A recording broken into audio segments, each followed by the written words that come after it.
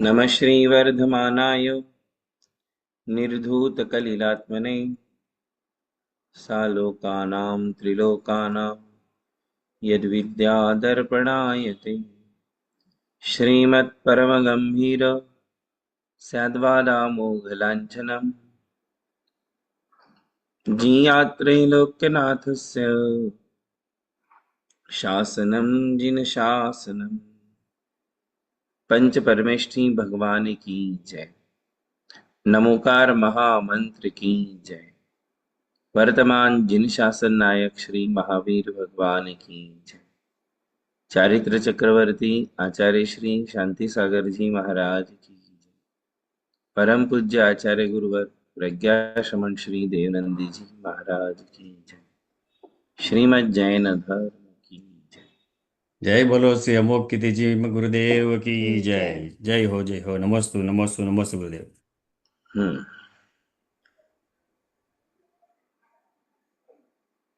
धर्म स्नेही बंधुओं,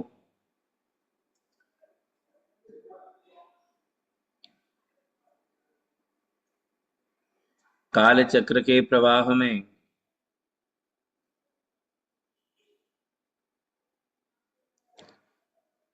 कैसे कैसे उतार चढ़ाव आते हैं, ये हम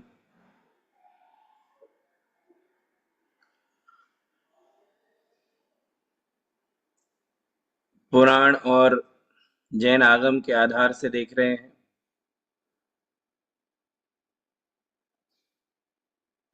पंचम काल में क्या स्वरूप होगा, लोग कैसे होंगे, जैन धर्म का किस प्रकार ह्रास होगा, ये बातें जैसे हमने चंद्रगुप्त मौर्य सम्राट के सपनों से देखी जानी, वह आज हम प्रत्यक्ष देख रहे हैं। एक समय था जब धरती पर केवल जिन धर्म के अनुयायी रहा करते थे,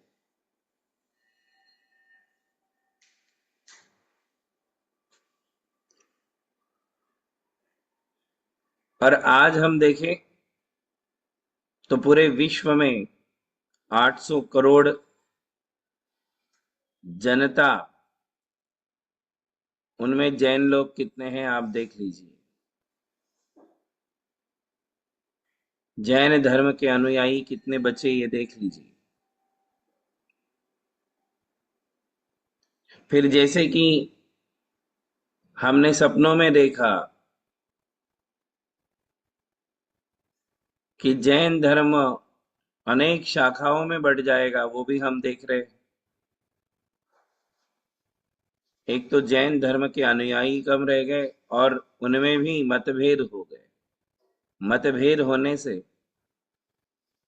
हमारा समाज अनेक पंथ भेदों में बढ़ गया। बढ़ जाने से हमारी शक्ति का विघटन हो गया। इसी प्रकार जो ये कहा गया था कि सोने की थाली में कुत्ते खीर खाएंगे, वो भी हम देख रहे हैं कि आज धन वैभव संपन्नता जैनों के पास कम और अन्य लोगों के पास आसमान को छूती हुई संपदा है।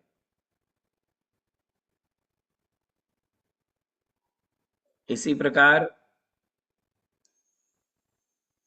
हाथी के ऊपर बंदर बैठ करके नाचेगा, हाथी के पीठ पर, वह भी हम देख रहे हैं कि आज पूरे विश्व में या हमारे भारत देश में राजनीति में, राजकीय क्षेत्र में जैन लोग पदाधिकारी देखने को नहीं मिलते। स्वतंत्र भारत में एक भी जैन राष्ट्रपति या प्रधानमंत्री बना हो, ये हमें सुनने को नहीं मिलता। और उसके बाद जितने भी शासन और प्रशासन के पद होते हैं,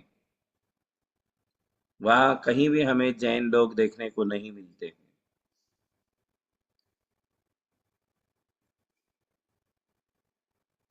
जो शूद्र थे वो क्षत्रिय बन गए,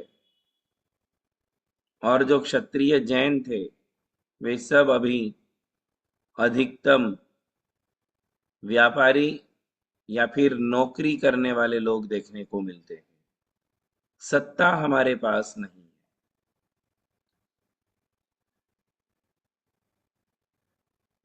इस प्रकार सपनों के माध्यम से हम वह देख रहे हैं जो भरत चक्रवर्ती ने चौथे काल के प्रारंभ में कहो या तीसरे काल के अंत में कहो, जो सपने देखे थे कि पंचम काल कैसा होगा। हम लोग मौर्य सम्राट चंद्रगुप्त के सपनों को पढ़ रहे हैं। फिर से ध्यान रखना कि भरत प्रथम चक्रवर्ती हुए, वो तीसरे काल के अंत में हुए। होना चाहिए था चौथे काल के प्रारंभ में, किंतु तीसरे काल के अंत में ही प्रथम तीर्थंकर और प्रथम चक्रवर्ती का होना, यह भी एक अनहोनी घटना थी। वो प्रकरण हम बाद में लेंगे। अभी तो मौर्य सम्राट चंद्रगुप्त के सपनों को पूरा करके भरत चक्रवर्ती ने जो सपने देखे थे उसे भी एक बार आदि पुराण के माध्यम से देखेंगे। तो पिछली बार हमने देखा था, 11वां सपना था शायद, कि बंदर बैठा ऊंचे गज पर नीच कुलीन करेंगे राज। हाथी के ऊपर जो बंदर बैठा हुआ देखा था चंद्रगुप्त ने, उसका फल भद्रबाहु श्रुतकेवली ने बताया था कि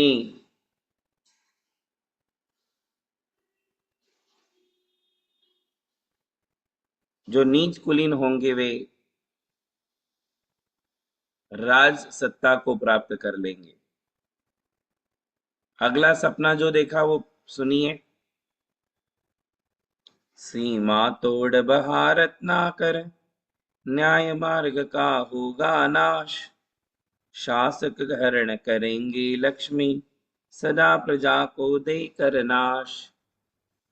ये आगे वाला सपना है। सीमा तोड़ बहा रत्नाकर। रत्नाकर किसे कहते हैं पता है? खबर छे? रत्नाकर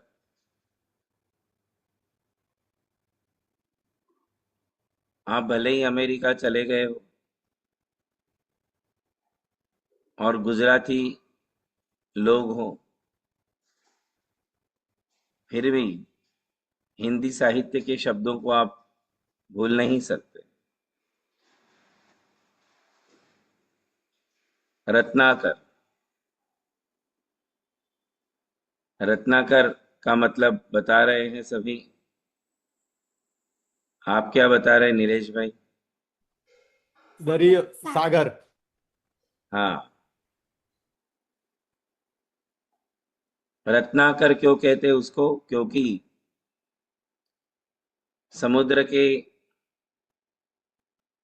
तल भाग में जितनी गहराई में जाओगे तो कहते हैं रत्न मिलते हैं। रत्नों का आकर है, सभी रत्न समुद्र में देखने को मिलते हैं, इसलिए उसे रत्नाकर कहते हैं। अब आपको यदि विश्वास ना हो तो एक डुबकी समुद्र में लगा ले और उसके बिल्कुल डेप्थ में जाकर के वहां यदि आप देखोगे तो ये पक्की बात है कि रत्न आपको मिलेंगे। इसलिए समुद्र को रत्नाकर कहते हैं। सपना ये है कि सीमा तोड़ बहा रत्नाकर। समुद्र ने जो है सीमा तोड़ दी। समुद्र मर्यादा में होता है, मर्यादा यानी उसके किनारे होते, और वो किनारों के मर्यादा में बंधा रहता है। किंतु सपना ये देखा गया कि समुद्र ने अपनी सीमा लांघ दी और सीमा तोड़ करके वो बहने लगा। यदि समुद्र ने सीमा छोड़ दी तो सोचो क्या होगा, कितना बड़ा प्रलय आ जाएगा। गांव और शहर दोनों उसके प्रवाह में बह जाएंगे। इतना बड़ा उत्पात आ सकता है। तो ऐसे समुद्र को चंद्रगुप्त ने देखा, तो उसका फल बताया, न्याय मार्ग का होगा नाश। मर्यादाएं छूट जाएगी। आने वाली पीढ़ियां मर्यादा को छोड़ देगी। जैसे समुद्र ने मर्यादा छोड़ी, ये सपने में देखा, उसका अर्थ ये होगा कि हमारे घर की बहू बेटियां अपनी मर्यादाएं तोड़ देगी। न्याय मार्ग का होगा नाश। जो परंपराएं सदियों से चली आई है, जो कुल परंपरा सदियों से चली आई है, जो हमारे घरानों के आचार विचार सदियों से चले आए हैं, हमारा खान पीन, खाने पीने की शुद्धि सदियों से चली आई थी, उसे आने वाली पीढ़ी तोड़ देगी। ये हम देख रहे हैं कि आज जैन लोग और हमारे बच्चे कैसे मर्यादाओं को लांघते जा रहे हैं, तोड़ते जा रहे हैं। विवाह की मर्यादा सदियों से चली आई थी, उस मर्यादा को भी आज हमारी नई पीढ़ी तोड़ते जा रही है। जातियों में ही विवाह हुआ करते थे, मेवाड़ा की मेवाड़ा में, हुमड़ की हुमड़ में। इस प्रकार जातियों में जो वैवाहिक मर्यादाएं थी, वो वैवाहिक मर्यादा अब छूट रही है। ये सब आप भी देख रहे हो। जातियों का बंधन नहीं रहा, वर्ण का बंधन नहीं रहा, उच्च गोत्र नीच गोत्र का बंधन नहीं रहा। इन बंधनों को पीढ़ियां तोड़ते जा रही हैं, और ये तोड़ती ही जाएगी। ये बढ़ने वाला है, ये घटने वाला नहीं है। कपड़ों की एक परंपरा होती थी कि कैसे कपड़े पहन करके जाना चाहिए। यदि मैं घर में हूं तो कैसे कपड़े पहनना, घर में सास ससुर हैं तो कैसे कपड़े पहनना, घर में देवरानी जेठानी देवर है जेठ है तो कैसे कपड़े पहनना, यदि बाहर घूमने जा रहे हैं तो कैसे कपड़े पहनना, यदि मंदिर जा रहे हैं, समाज में जा रहे हैं तो कैसे कपड़े पहनना, शादियों में जा रहे हैं तो कैसे कपड़े पहनना। एक मर्यादा थी, एक नियमावली थी, जिसका उल्लंघन हमारी पीढ़ी करते जा रही है। अब कपड़ों का वैसा बंधन नहीं रहा। कपड़ों का बंधन नहीं, खान पीन का बंधन नहीं। ऐसी अनेक मर्यादाएं हैं जिसे हमारी समाज तोड़ते जा रही है। न्याय मार्ग का होगा नाश। तो ये जो कहा गया, और आगे कहा, शासक हरण करेंगे लक्ष्मी। और शासन में जो लोग रहेंगे वो प्रजा को कष्ट देंगे, अनाप शनाप कर वसूलेंगे। जो सुविधाएं, जो सुरक्षाएं सरकार के द्वारा प्राप्त होनी चाहिए, वो धीरे धीरे कम होती जाएगी। सरकार से मिलने वाली सुविधाओं का और सुरक्षा का ह्रास होगा, और प्रजा से अधिकतम कर वसूला जाएगा। टैक्स जिसे कहते हैं, टैक्स मैक्सिमम लिया जाएगा, फैसिलिटीज मिनिमम दी जाएगी। यह अर्थ इस स्वप्न का होगा। सदा प्रजा को देकर नाश, प्रजा को हमेशा कष्ट देते जाएंगे। धीरे धीरे यह क्रूरता, ये क्रुएल्टी बढ़ती जाएगी। फिर आगे का सपना देखा, बछड़े वहन किए रथ देखा, संयम लेंगे यौवनवान, शक्तिहीन वृद्धापन होगा, धर न सके चारित्र महान। आचार्य कहते हैं, आगे का सपना उन्होंने देखा,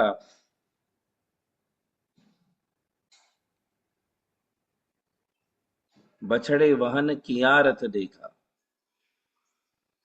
एक रथ है, उस रथ को जो है बछड़े चला रहे हैं। हम देखते हैं ना, गजरथ हाथी चलाते, अश्वरथ घोड़े चलाते। इसी प्रकार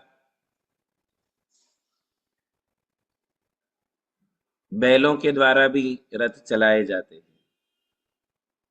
तो यह सपने में ये देखा गया कि बैलों की जोड़ी में बछड़े थे।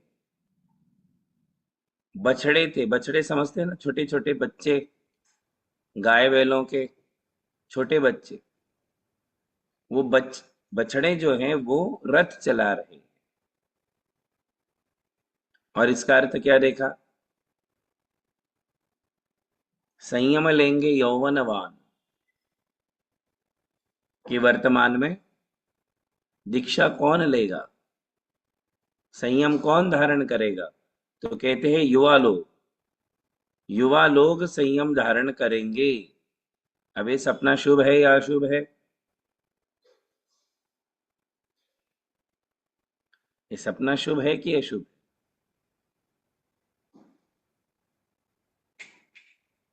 इसमें क्या बुराई है भाई?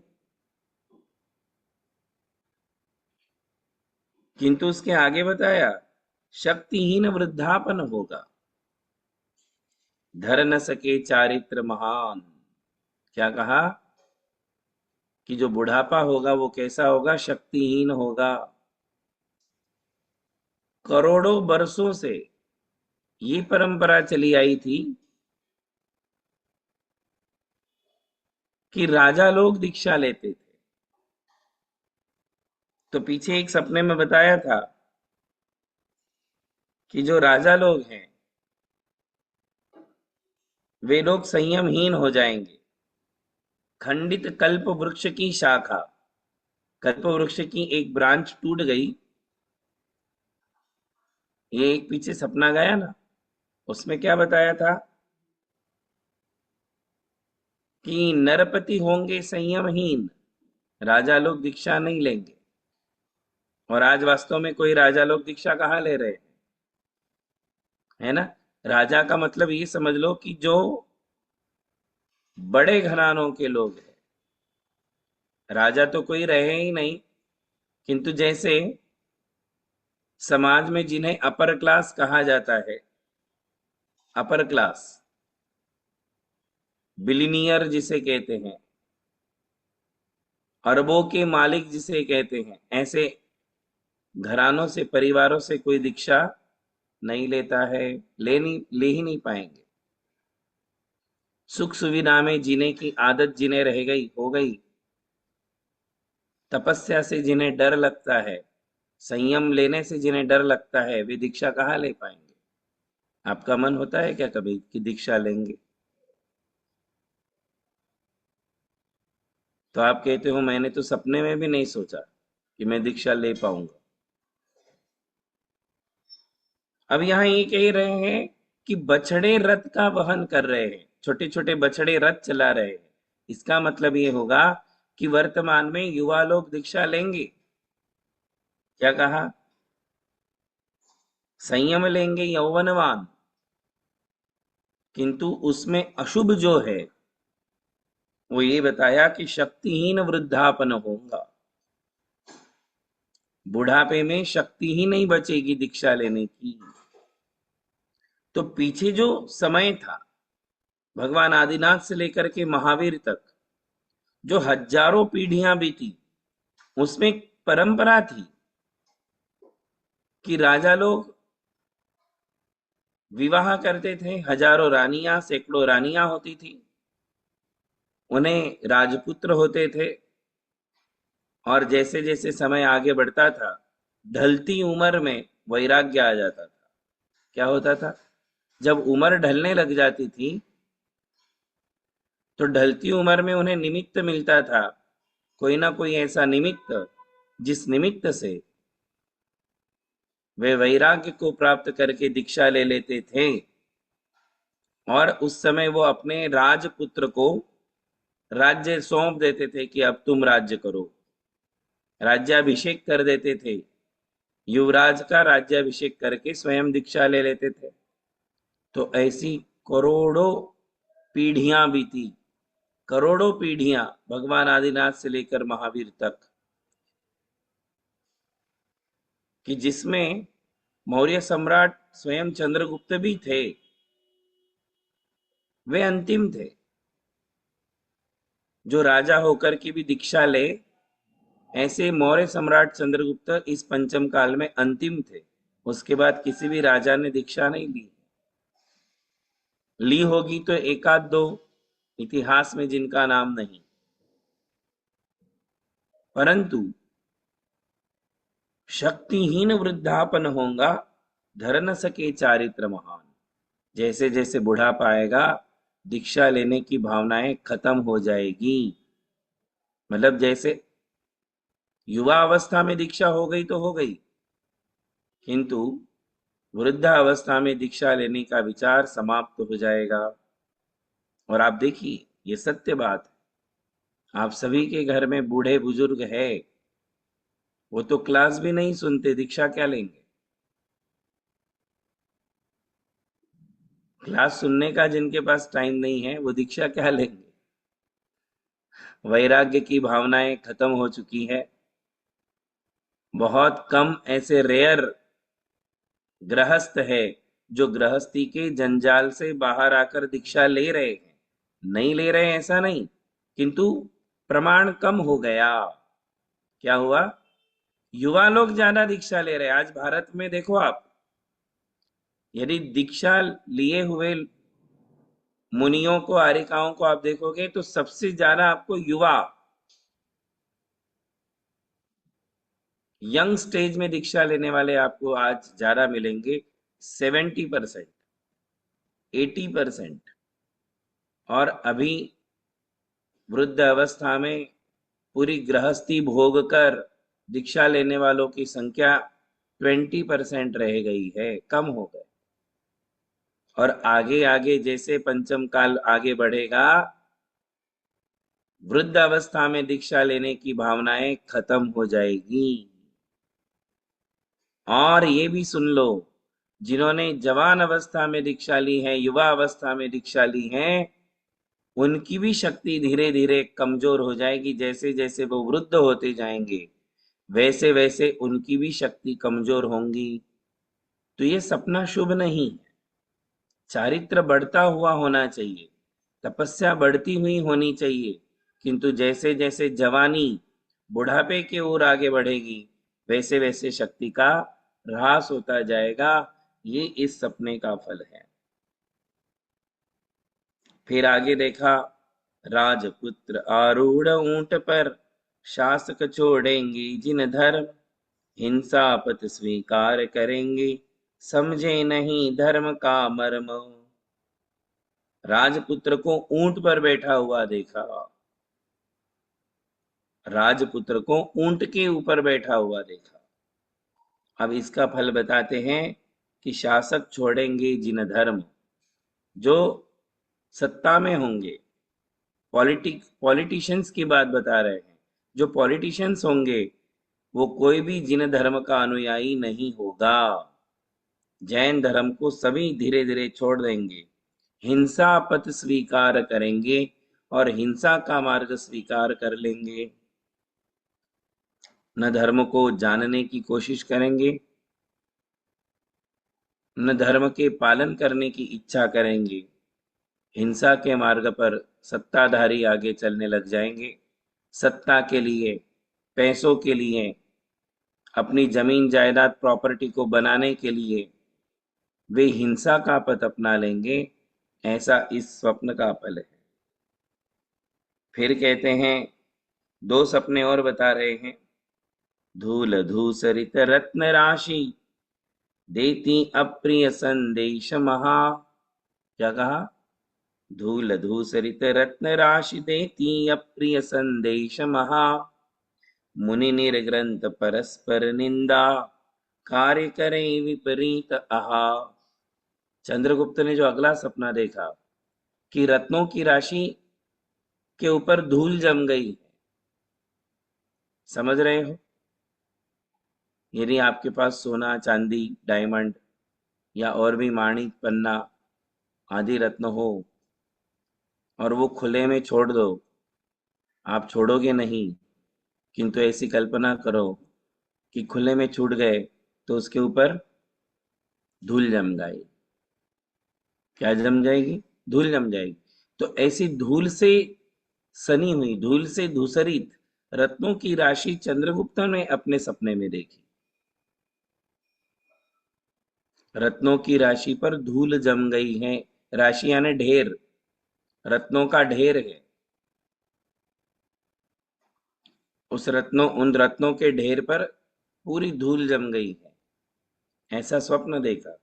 उसका अर्थ ये कहा, बोले इसका तो बहुत ही बुरा फल है, अप्रिय फल है। क्या फल है?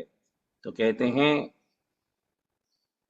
जो मुनि होंगे वो मुनि भी परस्पर में एक दूसरे की निंदा करने लग जाएंगे,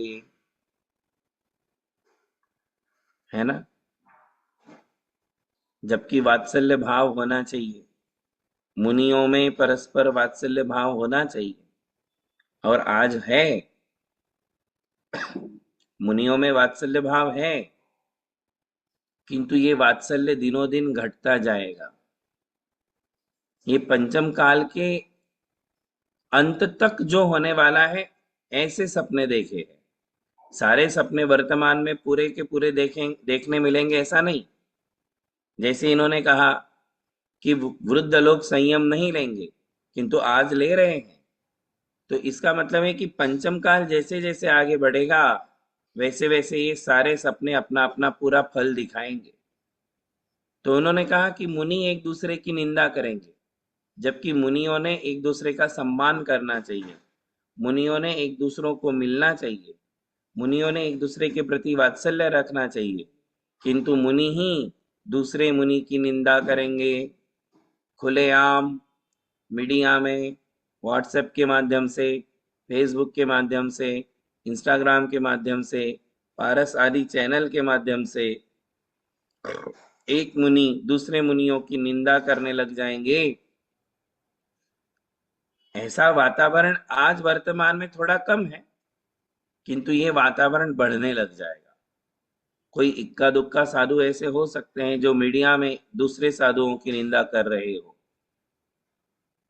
किंतु ये वातावरण आज बहुत कम है। किंतु जैसे जैसे पंचम काल आगे बढ़ेगा, मुनि एक दूसरे के विरोधी बन जाएंगे, मुनि एक दूसरे की निंदा करने लग जाएंगे। ये सब काल का महात्म्य है।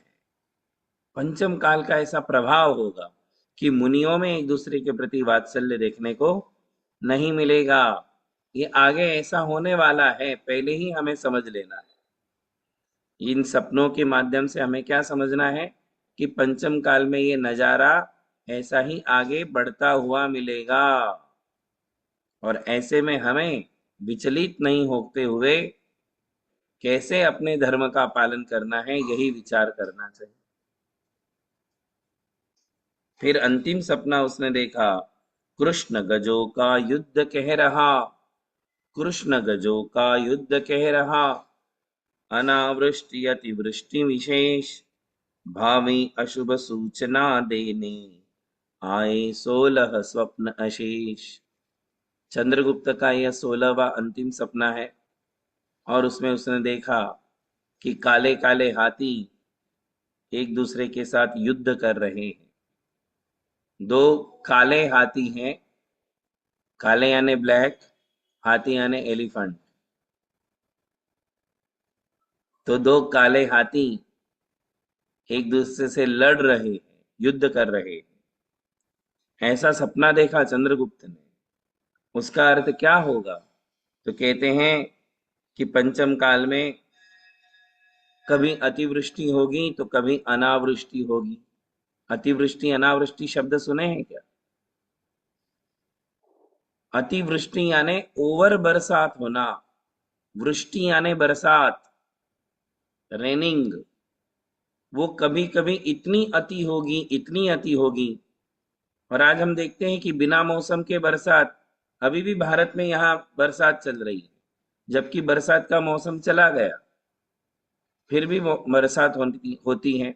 यह भी एक पंचम काल का प्रभाव है कि सीजन में जो होना चाहिए वो नहीं होगा, है कि नहीं? तो बरसात भी अति होगी, कभी कभी इतनी बरसात होगी, 2 इंच, 3 इंच, 4 इंच, 5 इंच ऐसी बरसात होने लग जाएगी। और उसके कारण जनजीवन की हानि होगी, समाज को बहुत विघ्नों का, कष्टों का सामना करना पड़ेगा। तो कभी अतिवृष्टि तो कभी कहते हैं अनावृष्टि। अनावृष्टि का मतलब है कि बरसात ही नहीं होती है। एक साल बिना बरसात के चला जाए तो कितनी प्रॉब्लम होती है, सोचो आप। पानी के लिए कितनी प्रॉब्लम होती है। पूरे भारतवर्ष में आप नजारा देखोगे तो एक आध साल बारिश नहीं होती है तो लोग पानी के लिए त्राहिमाम करने लग जाते हैं, त्राही त्राही होने लग जाती है। और ऐसे बाल्टियां बकेट लेकर के लाइन से हजारों लोग खड़े देखने को मिलते हैं पानी भरने के लिए। सरकार को अलग से पानी प्रोवाइड करना पड़ता है, और हजारों लोग खड़े हो जाते हैं पानी, सुबह सुबह पानी भरने, क्योंकि पानी नहीं आ रहा है। नल में पानी ही नहीं आ रहा है, क्योंकि इस वर्ष बारिश नहीं हुई। एक वर्ष बारिश ना हो, 2 वर्ष बारिश ना हो, तो कितना भयंकर वातावरण छा जाता है। और समाज, लोग इनसिक्योर हो जाते हैं कि क्या होगा, कैसे होगा। तो इसे कहते हैं अनावृष्टि। ये अतिवृष्टि और अनावृष्टि पंचम काल में बार बार होती जाएगी। ऐसी भावी अशुभ सूचना देने आए 16 स्वप्न अशेष। आगे आने वाले पंचम काल के अंत तक क्या क्या होने वाला है, उन सब की अशुभ सूचनाओं को देने वाले 16 सपने चंद्रगुप्त ने देखे। आगे देखिए, सुनो सभी। ज्यो ज्यो पथ पर पैर बढ़ाता, ज्यो ज्यो पथ पर पैर बढ़ाता, जावेगा यह पंचम काल। सुन रहे हो? ज्यो ज्यो पथ पर पैर बढ़ाता, जावेगा यह पंचम काल। त्यों त्यों दुख बढ़ेगा प्रतिदिन, त्यों त्यों दुख बढ़ेगा प्रतिपल, आने का अब नहीं सुकाल। कहते हैं कि जैसे जैसे यह पंचम काल अपने पग आगे बढ़ाएगा तो किधर जाएगा? छठे काल की तरफ। हम रोज छठे काल की तरफ एक एक कदम आगे बढ़ा रहे हैं। तो कहते हैं ये पंचम काल जैसे जैसे पग आगे बढ़ाएगा, यानी पंचम काल जैसे जैसे आगे बढ़ेगा, बीतता जाएगा, छठा काल नजदीक आता रहेगा, और त्यों त्यों दुख बढ़ेगा। क्या होगा? दुख बढ़ते ही जाएंगे। आज आपके पास उतने दुख नहीं है, मस्त एसी में बैठे हो, बढ़िया बंगलो बना लिया है, अच्छा घर है, इसलिए आपको बिल्कुल भी इनसिक्योरिटी नहीं है। आपको बिल्कुल ऐसा फील नहीं हो रहा है जैसे पंचम काल हो, क्योंकि आपने अपनी सारी सुविधाएं बना ली, है ना? तो इन सुविधाओं के बीच में आपको ऐसा नहीं लग रहा है कि इतनी कठिन परिस्थिति आएगी, किंतु ये कठिन परिस्थिति आएगी। सुंदर घर होगा किंतु घर में पानी नहीं होगा, क्या करोगे? घर बहुत बढ़िया होगा किंतु बिजली नहीं होगी, क्या करोगे? अत्याचारी शासक हो जाएंगे, फिर क्या करोगे? ऐसा नजारा आगे बढ़ते जाएगा, और अनेक प्रकार के शासन से, प्रशासन से, जनता से, घर वालों से, बाहर वालों से, मित्रों से, रिश्तेदारों से प्रॉब्लम्स बढ़ती ही जाएगी और आदमी इनसिक्योर हो जाएगा, रोता रहेगा, बीमारियां बढ़ती जाएगी। अभी जितनी बीमारियां हैं, मैं कोई आपको श्राप नहीं दे रहा हूं, ऐसा मत सोचो कि महाराज ऐसा क्यों बोल रहे। मैं नहीं कह रहा हूं, ये चंद्रगुप्त के सपने बोल रहे कि शारीरिक, मानसिक, पारिवारिक, सामाजिक, शासनिक, प्रशासनिक दुविधाएं बढ़ती जाएगी, समस्याएं बढ़ती जाएगी, परेशानियां बढ़ती जाएगी। ये तुरंत 100 साल में हो जाएगा ऐसा नहीं, आगे आने वाले पूरे पंचम काल की बात है कि ये सब बहुत बढ़ते ही जाएगा, बढ़ते ही जाएगा। इसलिए आचार्य क्या कह रहे, अंतिम संदेश, मैसेज, दृढ़ श्रद्धा कर, दृढ़ श्रद्धा कर जिन वचनों पर, तज दो क्रोध मान, लोभ अभिमान, मति विशुद्ध कर रत्न त्रय, घर करो स्वात्म निधि का सम्मान। क्या कह रहे हैं भैया, 2 मिनट।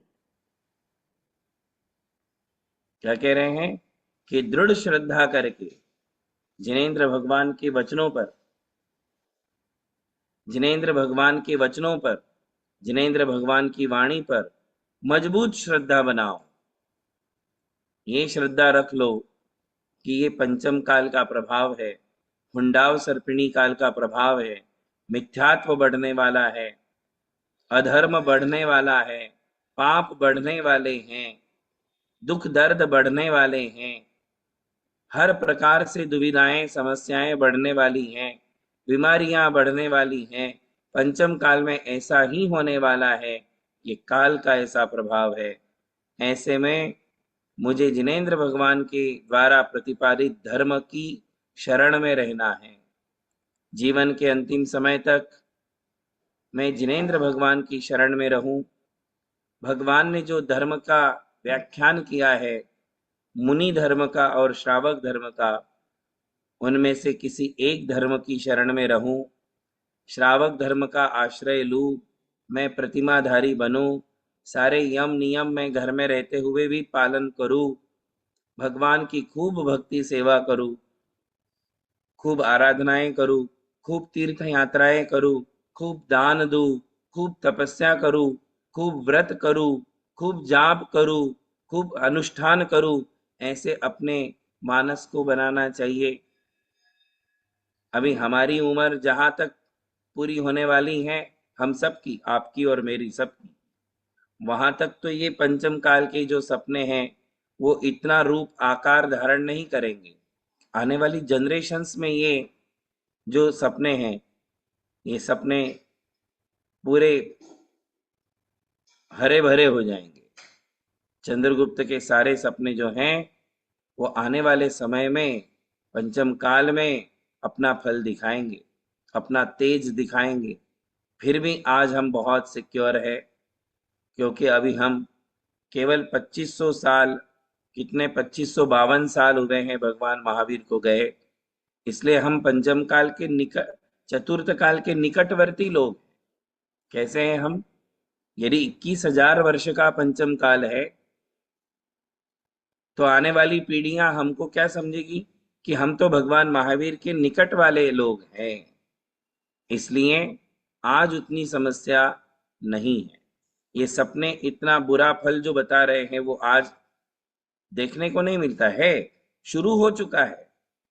ये सारे सपने अपना फल देना शुरू कर चुके हैं, किंतु फिर भी उतनी तेजी नहीं है। इसमें तेजी आएगी जैसे जैसे काल आगे बढ़ेगा। तो हमारा बड़ा सौभाग्य है कि हम जो हैं बहुत जल्दी पंचम काल में पैदा हो गए। दुर्भाग्य है कि चौथे काल में पैदा नहीं हुए, तीर्थंकरों के समय पैदा नहीं हुए हैं। किंतु सौभाग्य है कि पंचम काल के प्रारंभिक समय में हम लोग जन्म ले लिए।